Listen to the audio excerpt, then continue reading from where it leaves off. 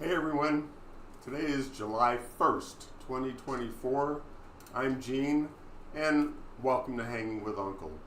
So, again, this is not a news channel. This is just my perspective on things, and the Supreme Court came down with their ruling on Cadet Bonesborough's immunity clause or decision, or whatever you want to call it. They said that a president is totally immune from official acts committed during his administration, his or her administration. We know what this is really about, and it exposes that the Supreme Court is not unbiased. They are partisan, which is not what our court system is supposed to be under the Constitution. Lady Justice is blindfolded, but these guys don't care. They just want to see their team win. And this is the kind of stuff that happens when you address things from a team perspective. I want my team to win. I want Republicans to win. I want Democrats to win. And that is, in my opinion, not the most sound way to come to the decisions about who should be in power in this country and why. So after the ruling today, this is going to now be remanded to Judge Chutkan, because the case was not dismissed. It was remanded back to make decisions based on official acts and then adjust the charges, if any, from there. So I see this more as the Supreme Court is just buying time. They are aiding in the delay tactics. And justice delayed is justice denied. You've heard that a million times. But here's the thing, is like, we all thought, okay, well, it's got to be up to our government. It's got to be up to Congress to make sure this guy can't run again. But they acquitted him instead of convicting him during his impeachment, which we would not be having this conversation had Congress acted. So now we're like, well, it's got to be up to the courts. The courts have to save us. And now we see where the courts are. They're just partisan, supporting their team. So what do we have to do about it now?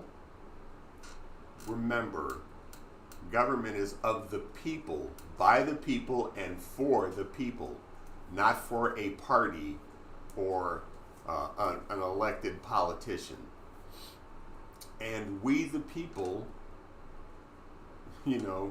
are stronger than the people in power, because we are the ones that have the authority and the decision making as to who to put into office. So what I hope is that everyone looks at this decision not from a right or left point of view, but from an issue point of view. What kind of country do you want to live in? Because this ruling tells us democracy is on the ballot in November. If we are to save our Constitution, we cannot allow this dumbass motherfucker to get back into office. No matter what you think of Joe Biden, he's not Cadet Bonesborough's. And that says a lot. I don't care if you like him or don't like him. We see who they surround themselves with. Convicted felon Donald Trump surrounds himself with people that want to use government as their own ATM machine and line their pockets. They surround themselves with people that want to separate children from their mothers and fathers, who are coming here seeking asylum, fleeing because they live in fear of, where they live, where they're migrating from to try and come here for a better life. That's how you want to treat them. So we see who he surrounds himself with, whereas we see who President Biden surrounds himself with. These are all people that are putting America first, that are implementing the bills that are now laws that President Biden has passed. For example, like I said, the CHIPS Act. These are chips manufactured here now in the United States, not overseas, and then being imported in.